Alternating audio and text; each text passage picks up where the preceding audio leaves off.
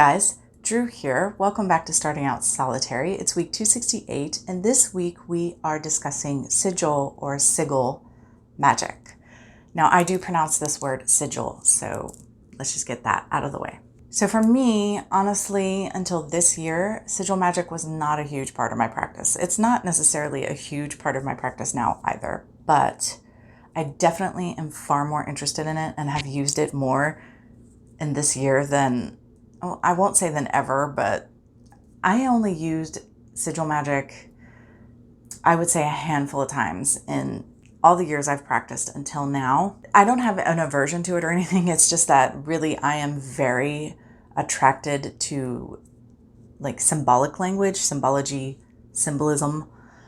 And so just my mind is automatically going to go to symbolism, established symbolism that makes sense to me for the purpose. So whether that's a pentacle or an Ouroboros or Metatron's cube or the flower of life or whatever, the tree of life, I am going to gravitate to something like that typically first and foremost. It's just where my mind is automatically going to go. So sigils have always been sort of a second thought, afterthought, if you will. There are many ways to do sigils from what I understand. I am not an expert on this topic at all. Again, I haven't been hugely drawn to it until this year. The way that I typically used to do it was to write out whatever the word, the phrase, whatever it was, to slash away the vowels, and then if it's a long phrase or a long word, maybe get rid of double letters, so letters that repeat and show up more than once in the sequence. And that's pretty well the way I still do it. But earlier this year, I saw a video from another YouTuber and she showed how she works with sigils, and I just automatically fell in love. It was different than any way I had ever seen, which again, had not looked very deeply into it. You know, I'm sure most people who know anything about sigils know about this method, but I certainly didn't. And I automatically fell in love, and I have been working with it ever since. Now, from what I understand, there are sort of two schools of thoughts when it comes to the permanence of sigils. So there's this thought that you create a sigil, it does what it needs to do, and it is like forgotten, destroyed, whatever, it's gone. And like you never use that sigil again, you move on and you make new sigils. And then this other school of thought where a sigil can actually be used for a purpose over and over and over again for as long as you want. And I'm kind of in the middle of this, like I can see both sides. I can see how I might want to do a specific type of spell where in that spell, I want that sigil to just be one and done and never thought of again. But the sigils that I have created thus far are what I would consider permanent sigils. So I made a sigil for our business that I can use anytime I do spell work on the business. Particularly, I have a method, I have a manifestation journal in which I like to use really cheap crayons because they lay down heavy wax and draw. And it's a form of spellcraft for me while I'm doing this. So like it's usually symbols or whatever, but now I have this sigil I can use for that method. And of course I choose specific colors for specific intents and blah, blah, blah.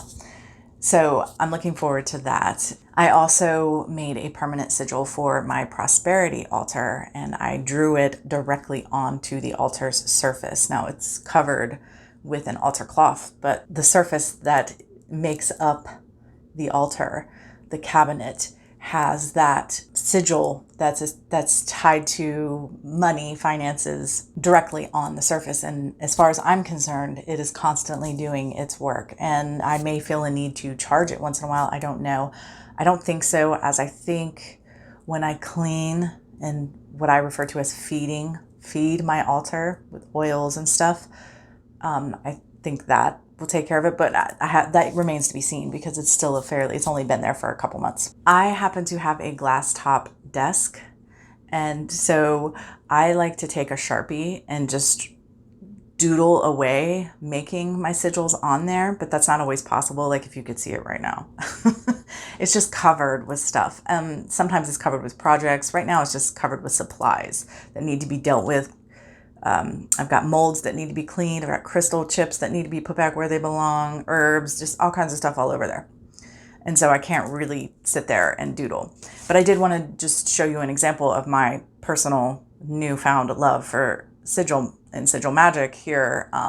So I have this little picture frame here, and I know it's going to be backwards, I'm sorry, but it's just a dollar store picture frame. I had originally bought this for a whole other purpose, but it didn't pan out for one reason or another. And so I just decided when I can't get to my desk, I can use this little picture frame. I took the inserted picture that comes with it and flipped it around so it's just white. And, you know, I just need glass cleaner or whatever to wipe it away. A dry erase board would probably be easier, but I don't have one of those. And this was just laying, you know, all the things that I use are just already here. So I just did a little mock-up with starting out solitary. And so I did the thing I said, marked out all the vowels, and then marked out all the repeating letters because it's a longer phrase.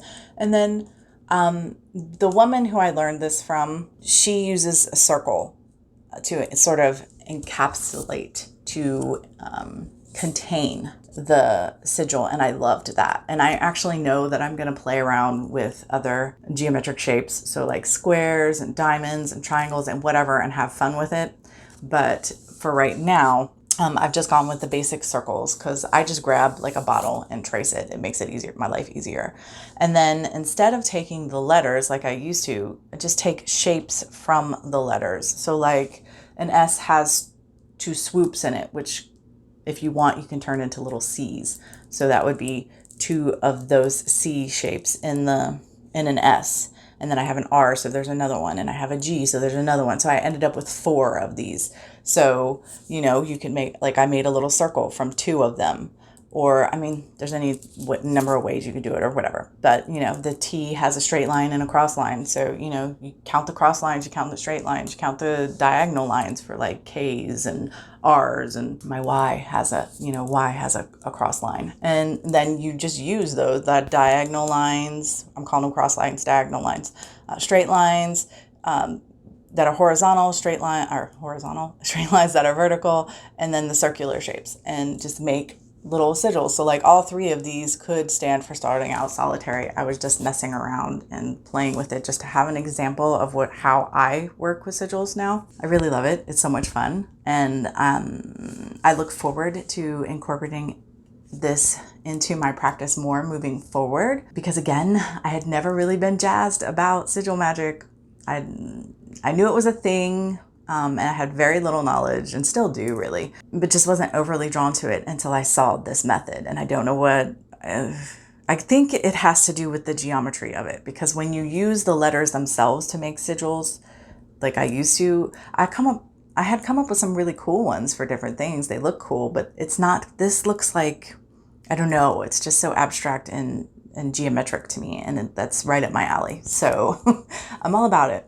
There is, of course, tons of really good information on the internet about sigil magic and books you can buy, and a lot more people who are far more eloquent and educated on this topic than me to get some information for. So if you don't know a lot about it and you're interested, I suggest you poke around and find something, because I personally am having a ball. All right, guys, thanks so much for watching, and until next time, much love and gratitude.